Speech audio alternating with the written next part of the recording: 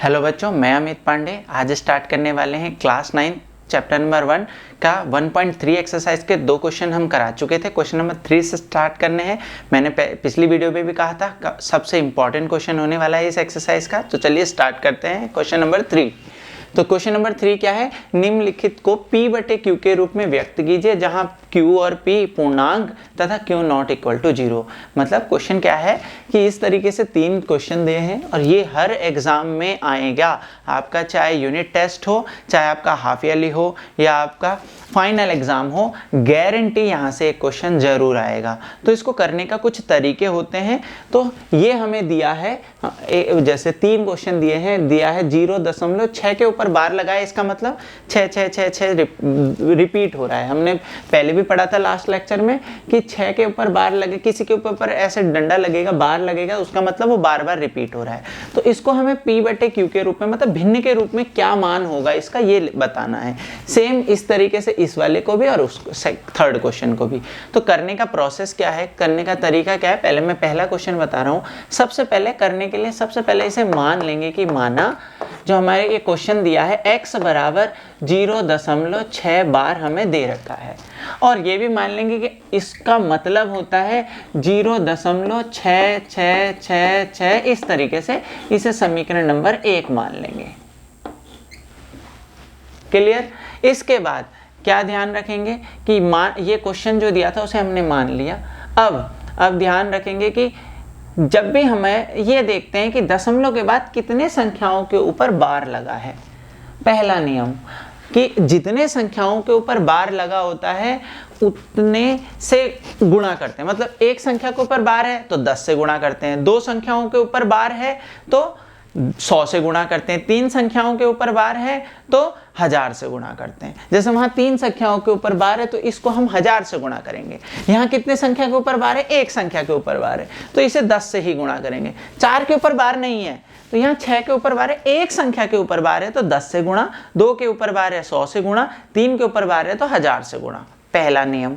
दूसरा नियम, कोशिश करेंगे कि दशमलव के बाद कोई भी संख्या ऐसी नहीं होनी चाहिए जिसके ऊपर बार ना लगा हो। अगर कोई ऐसी संख्या है तो उसको गुणा करके इधर ले आएंगे, 10 से 100 से उसे गुणा करके इधर लाएंगे। जैसे दशमलव के बाद यहाँ कोई भी ऐसी संख्या नहीं थी जिसके ऊपर बार ना लगा हो या जो रिपीट ना हो रही हो। जैसे यहाँ 4 के ऊपर बार नहीं है, कोशिश करेंगे सबसे पहला काम इस 4 को इधर लाने का। मतलब 10 एक संख्या है जिसके ऊपर बार नहीं है तो 10 से गुणा करके इधर लेकर आएंगे 4 को, फिर अपना जो प्रोसेस है वो करेंगे। यहाँ कोई भी ऐसी संख्या नहीं है जिसके ऊपर बार नहीं है तो इस पर नहीं होगा। मैंने 2 नियम बताए। पहला नियम, जितने संख्याओं के ऊपर बार होता है हम उसी से गुणा करते हैं, ये हर बार होगा। तो वहाँ 3 के ऊपर, यहाँ 1 के, यहाँ 1 के। लेकिन उससे पहले अपने सवाल को कैसा बना लेंगे, कोई भी संख्या दशमलव के बाद ऐसी नहीं होनी चाहिए जिसके ऊपर बार ना हो। बार का मतलब होता है रिपीट होना, तो दशमलव के बाद रिपीट वाली ही रखेंगे। यहाँ 4 को पहले हम इधर लाएंगे, फिर हम कितने से गुणा करनी है वो हम बाद में देखेंगे। तो चलिए पहले इसे करते हैं। तो आपने देखा x बराबर 0.6 बार था तो 6 लिख दिया। अब एक बार है तो क्या करेंगे, समीकरण 1 में क्या कर रहे हैं हम, 10 से गुणा कर रहे हैं।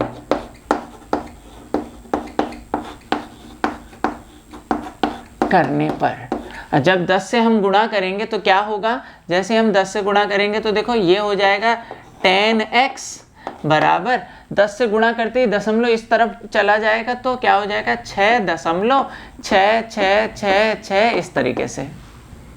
ठीक, क्लियर? क्या कहा, जितने के ऊपर बार लगा है उतनी ही संख्याओं से मल्टीप्लाई कर। 1 के ऊपर बार है तो 10 से, 2 के ऊपर 100, 3 के ऊपर 1000।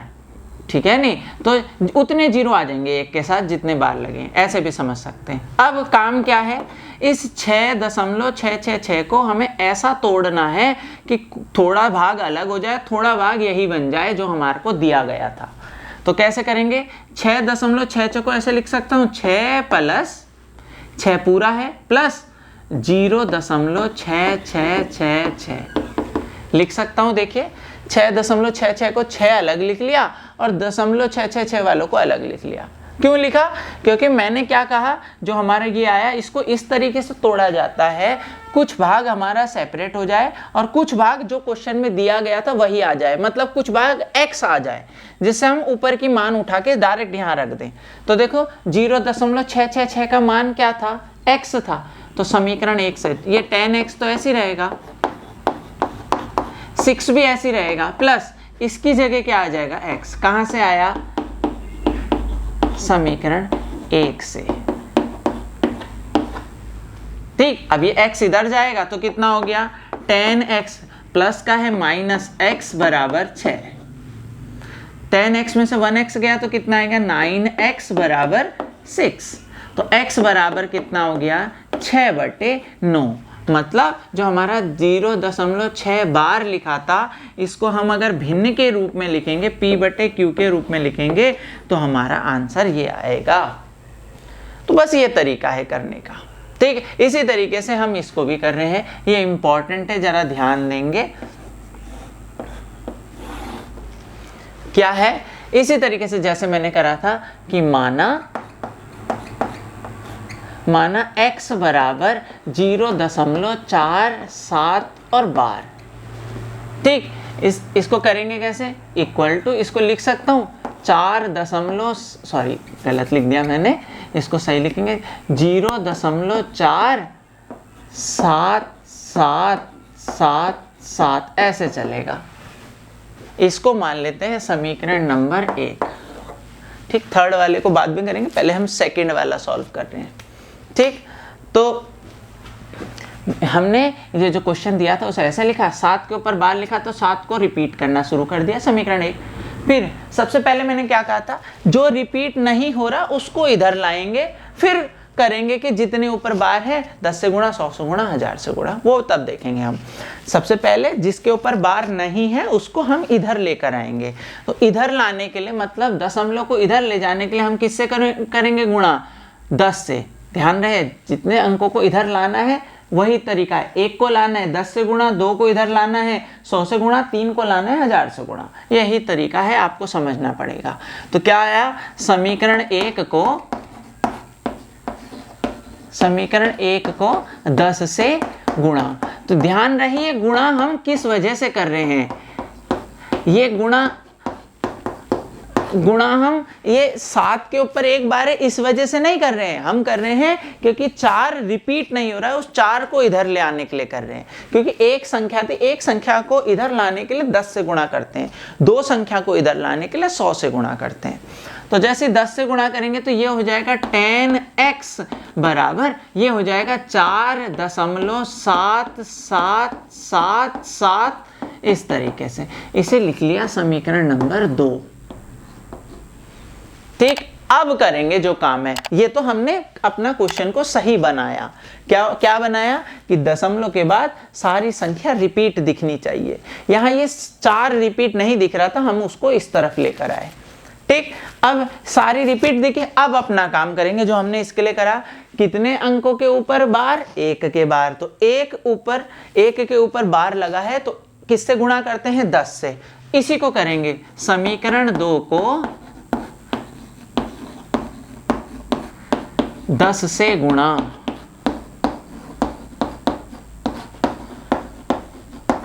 करने पर पहले तो दशमलव के आगे जो रिपीट नहीं हो रहा था उसको इधर लाए, अब हो गया, अब ये सही बन गया। अब इसको गुणा करेंगे तो 10 से गुणा करूंगा तो ये हो जाएगा 100x बराबर, 10 से गुणा करूंगा दशमलव और उधर चल जाएगा, बन जाएगा 47.7777।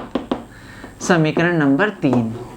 यह समीकरण 3 भी नहीं लिखने की जरूरत है, इसका काम ही नहीं है अभी हमारे पास। ठीक, तो इसका काम नहीं है, इसको हमने मिटा दिया। फिर हमने क्या कहा था, जो हमारा बन गया उसे ऐसा तोड़ना पड़ता है कि थोड़ा हिस्सा अलग हो जाए और थोड़ा हिस्सा यही बन जाए जो हमारा जिससे ये बना है।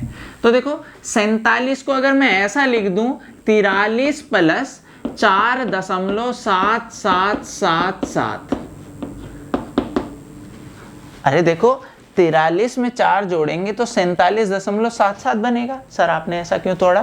क्यों? क्योंकि 4.777 के मान हमें कहाँ पता था? ये पता है 4.777 का मान। ये पता है समीकरण 2 से।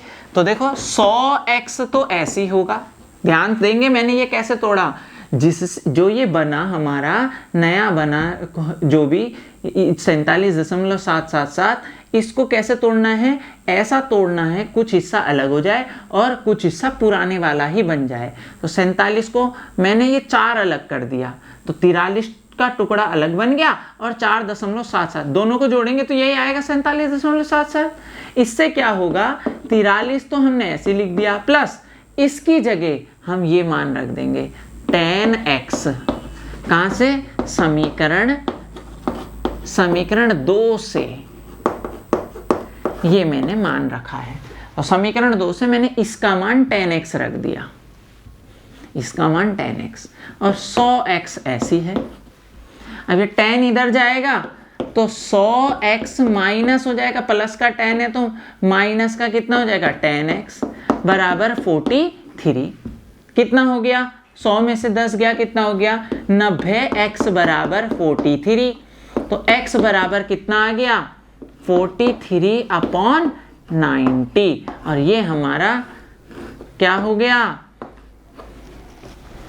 भिन्न के तौर पे लिख दिया हमने इसको, ऐसे इसको लिखा। अच्छा, ऐसे में कभी कभी ऐसा भी हो सकता है कि ये आंसर अलग आए। कुछ बच्चे, वैसे तो हम इसे ऐसे काट भी सकते हैं, 3 से काट लिया, 3 दूनी 6 और 3 तिया 9, मतलब x बराबर 2/3 भी लिख सकते हैं। कट रहा था इसलिए मैंने काट दिया, वो नहीं कट रहा इसलिए हम उसे नहीं काटेंगे। तो आपने देखा करा क्या, दोबारा समझा रहा हूं, जितने ऊपर बार है उससे गुणा करते हैं, लेकिन पहले क्या करते हैं, जिसके ऊपर बार नहीं है उसको इधर लेके आते हैं। तो हमने इधर लाने के लिए एक संख्या थी, 10 से गुणा करा, इधर लाए। अब ये हमारा क्वेश्चन है, ये क्वेश्चन नहीं है, जो भी काम होगा इस पे होगा। अब जितनी संख्या, एक संख्या बार बार रिपीट हो रही तो 10 से गुणा करके 7 भी इधर आ गया। 47 को ऐसा तोड़ा कि ये कुछ ना कुछ हिस्सा दिखे, तो ये दिखने के लिए 43 अलग और इसको अलग तोड़ लिया, जोड़ के 47 होते हैं, इसका मान ऊपर से रख दिया और ये हमारा x का मान आ गया। इसी तरीके से क्वेश्चन नंबर 3 कराते हैं। आप देखेंगे क्वेश्चन नंबर 3 मैं यहाँ कर रहा हूँ। क्वेश्चन नंबर 3 क्या है, थर्ड हमारा है। थोड़ा तेजी से देखेंगे क्योंकि अब हमें चीजें आ चुकी है। ये है, कितने संख्याओं के ऊपर बार है, 3, कोई भी संख्या इधर नहीं लानी। तो हमने लिखा माना x बराबर 0.001, और ये रिपीट हो रहा, इसका बार है, इसका मतलब 0.001 001 001 ऐसे चल रहा होगा। इसे मान लिया समीकरण नंबर 1। ठीक, इसके बाद हमने क्या करा, 3 संख्याओं के ऊपर, 3 अंकों के ऊपर हमारा बार है, तो किससे करा गुणा, समीकरण 1 को किससे गुणा करने पर, 1000 से, क्योंकि मैंने बताया था 3 अंकों के ऊपर है तो 1000 से गुणा करने पर। तो 1000 से गुणा करा तो आप देखेंगे क्या हो जाएगा,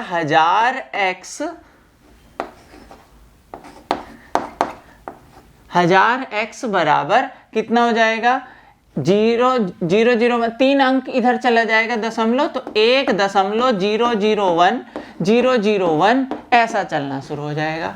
और इसको क्या लिख सकते हैं, 1 + 0.001 इस तरीके से लिख सकते हैं। देखो 1.001 को क्या, एक अलग कर लिया और 0.001 को अलग कर लिया, और इसका मान हमें पता है x, तो ये 1000x तो ऐसे आ गया,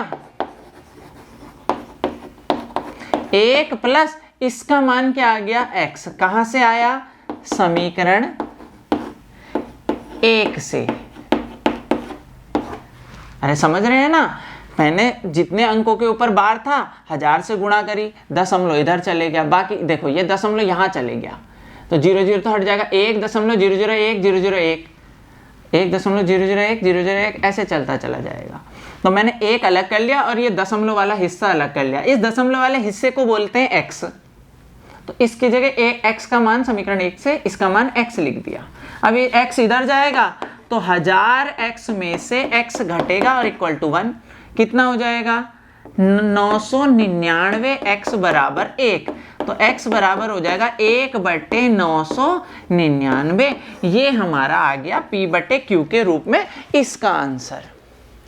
तो आई होप ये तीनों इंपॉर्टेंट क्वेश्चन है और ये करने का तरीका आपको आ गया होगा। नेक्स्ट क्वेश्चन देखते हैं। क्वेश्चन नंबर 4 जो है उसमें लिखा है 0.9999 रिपीट हो रहा है को p/q के रूप में व्यक्त कीजिए। जैसे अभी हमने थोड़ी देर पहले क्वेश्चन नंबर 3 करा है, उसी तरीके का पूरा वही क्वेश्चन है, लेकिन कुछ बातें अलग कही गई हैं। क्या आप अपने उत्तर से आश्चर्यचकित हैं? क्या सरप्राइज हुए हैं कि आंसर ऐसा कुछ आ रहा? तो चलिए वो तो सरल करके पता चलेगा। अपने अध्यापक और कक्षा के सहयोगियों के साथ उत्तर की सार्थकता पर जांच कीजिए। तो शायद कुछ क्वेश्चन में कुछ ऐसा है, पहले सॉल्व करके पता चलेगा जो आगे की बात कह रहे हैं। तो स्टार्टिंग का जो हमें समझना है वो ये है कि इस जो भी हमें ये मान दिया है 0.999 को p/q के रूप में व्यक्त करना है। तो मैंने बताया था p/q के रूप में व्यक्त कैसे करते हैं। इसका जो आंसर है, आंसर कर रहे हैं 4th का, तो हम मान लेते हैं माना x बराबर 0.9999 ऐसे चल रहा है। इसे ऐसा भी बोला था हमने, 0.9 का बार भी बोला था समीकरण नंबर 1। वही तो बात हुई, 9 रिपीट हो रहा तो 9 के ऊपर बार लगा दिया। और जब ऐसा कुछ आ जाता है तो सबसे पहले हम देखते हैं क्या दशमलव के बाद ऐसा कोई संख्या तो नहीं है जिसके ऊपर बार ना लगा हो। अगर वो होती तो उसको इधर लाते हैं, ऐसा भी कोई नहीं है। अब ये देखते हैं कि कितने संख्याओं के ऊपर बार लगाए। एक संख्या के ऊपर बार लगाए तो हम क्या करेंगे, 10 से गुणा करने पर। तो समीकरण 1 को 10 से गुणा करने पर, तो जैसे हमने इसे 10 से गुणा करा तो देखो क्या हो गया, 10x। 10 से गुणा किया 10x, और जब इसको 10 से गुणा करा तो कितना आ गया, 9.9999। ठीक, फिर मैंने कहा था इसको ऐसा तोड़ना है, कुछ हिस्सा अलग हो जाए, कुछ हिस्सा ये बन जाए जो हमें x दे रखा। तो मैंने इसे 9 + 9 हिस्सा अलग कर लिया और दशमलव वालों को अलग कर लिया। ठीक है, अब ये 10x तो ऐसी हो गया, 9 भी ऐसी हो गया, प्लस भी यही वही का वही हो गया, लेकिन इसकी जगह मैं x लिख सकता हूं। कहां से, समीकरण 1 से। अरे ये जो मान रखा हमने x, इसकी जगह x ये यहां रखा समीकरण 1 से। अब ये x इधर जाएगा तो क्या हो जाएगा, 10x - x बराबर 9। तो 10 में x में से 1x गया, कितना हो गया, 9x बराबर 9। 9 मल्टीप्लाई में यहाँ डिवाइड में जाएगा, x बराबर 9/9 = 1। मतलब हमारा आंसर आ गया x बराबर 1। मतलब इसीलिए वो कह रहा था सर, क्या आप अपने उत्तर से आश्चर्यचकित हैं, मतलब सरप्राइज हैं? बिल्कुल सरप्राइज है। x हमें दिया था 0.999 और यहाँ बोल रहा है x बराबर 1 आ रहा है। मतलब इसको हम p/q के रूप में लिखेंगे तो ये आ रहा। हमें तो पता है ना, 1 तो नॉर्मल 1 होता है और 0.99999 बार बार रिपीट हो रहा। मतलब ये और ये, इस कहने का मतलब समझेंगे। x का मान ये दिया था, हमने इसको जब हल करा p/q के रूप में करा तो 9/9 बराबर 1 आ गया। इससे हमने क्या निष्कर्ष निकाला, मतलब अगर हम टीचर से और अपनी क्लास के बाकी अपने फ्रेंड से जब हम इस बारे में चर्चा करेंगे कि यार क्वेश्चन तो ये दिया था जिसमें 0.999 और उसका मान 1 आ गया, तो इससे ये पता चलता है, अतः क्या लिखेंगे अतः 0.999 तथा 1 में, मतलब जो ये क्वेश्चन दिया था तथा जो आंसर आया उसमें बहुत कम अंतर है।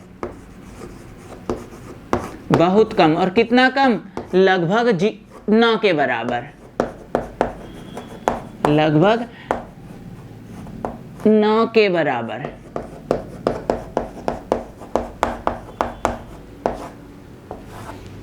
लगभग 9 के बराबर अंतर है।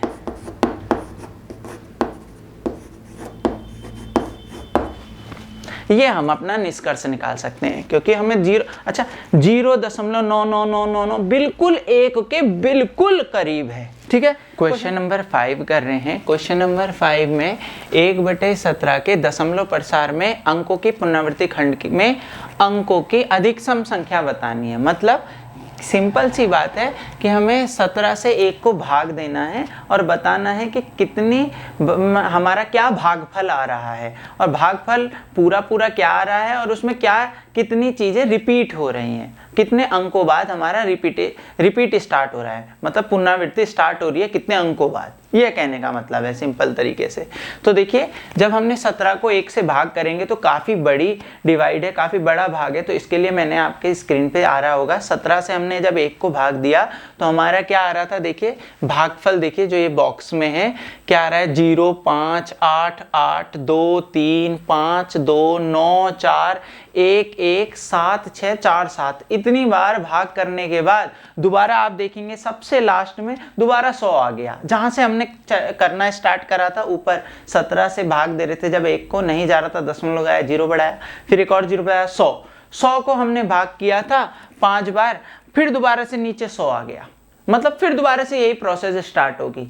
तो मतलब रिपीट कहाँ जाके शुरू हुआ, फिर दोबारा से यहाँ जाके रिपीट स्टार्ट हो गया। तो कहने का मतलब यह है, ऐसा लिख सकता हूँ, इस पूरे डिवाइड को मैं ऐसा लिख सकता हूँ, डिवाइड हटा रहा हूँ, यहाँ देखेंगे कि 0.0588235294 इतना करने के बाद आपने देखा होगा फिर दोबारा से 120 आया था लास्ट में, देखिए फिर हमने 7 बार करा तो 119 आ गया, फिर 1 आ गया, फिर डबल 0 लगाकर फिर 100 बन गया, फिर शुरुआत में पहुंच गए, फिर दोबारा से हम यहाँ करना शुरू कर देंगे। कहने का मतलब यह है कि इतने अंकों का पुनरावृत्ति दोबारा से होने लगी, यहाँ तक कोई पुनरावृत्ति नहीं हुई, सब अलग अलग आते, कोई चीज़ रिपीट होना शुरू नहीं हो गया। तो इसके बाद फिर दोबारा से आ जाएगा 0 5 8 8 2 3 5 2 9 4 1 1 7 6 4 7, फिर दोबारा से यही आ जाएगा। तो कितने अंकों बाद हुआ, 1 2 3, गिन रहा हूं मैं इन भागफल को, 1 2 3 4 5 6 7 8 9 10 11 12 13 14 15 16 अंकों के बाद 17वां जो अंक होगा फिर दोबारा से यही शुरू हो जाएगा। तो हम ये कह सकते हैं कि 1/17, अतः 1/17 के दशमलव प्रसार में अंकों के पुनरावृत्ति खंड, अंकों का जो पुनरावृत्ति, जो रिपीटेशन दोबारा शुरू हुआ, अंकों की जो संख्या होगी, मतलब रिपीट होने वाले में अंकों की जो संख्या होगी वो कितना होगी, 16 होगी। 16 के बाद 17वीं संख्या फिर दोबारा से रिपीट होनी शुरू हो जाएगी। और इसका एक नियम भी होता है, जितना ये 17 है ना, 17 से कम में ही रिपीटेशन होगा। तो 17 से कम कितना है, 16 15 14, इसमें कहीं भी रिपीटेशन शुरू हो सकता है। तो हमने यहाँ डिवाइड करके देखा और बता दिया कि 16 संख्याओं के बाद अब रिपीट शुरू हो रहा। तो यही पूछा हुआ था, पुनरावृत्ति खंड बताना है। तो जहां पुनरावृत्ति होनी शुरू हो गई वो टुकड़ा बताना है कि उस उतने टुकड़े में कितने अंकों की संख्या होगी। तो यहाँ हमारे 16 ही हमने गिन के लिख दी। तो बहुत सिंपल है।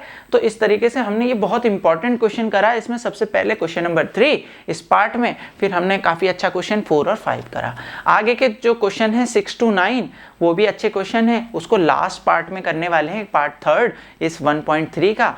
तो तब तक के लिए वीडियो अच्छी लगी हो तो लाइक करें, चैनल सब्सक्राइब करें और बेल आइकन दबा लें, जिससे नेक्स्ट वीडियो का पता सबसे पहले आपको चले। तो तब तक के लिए बाय।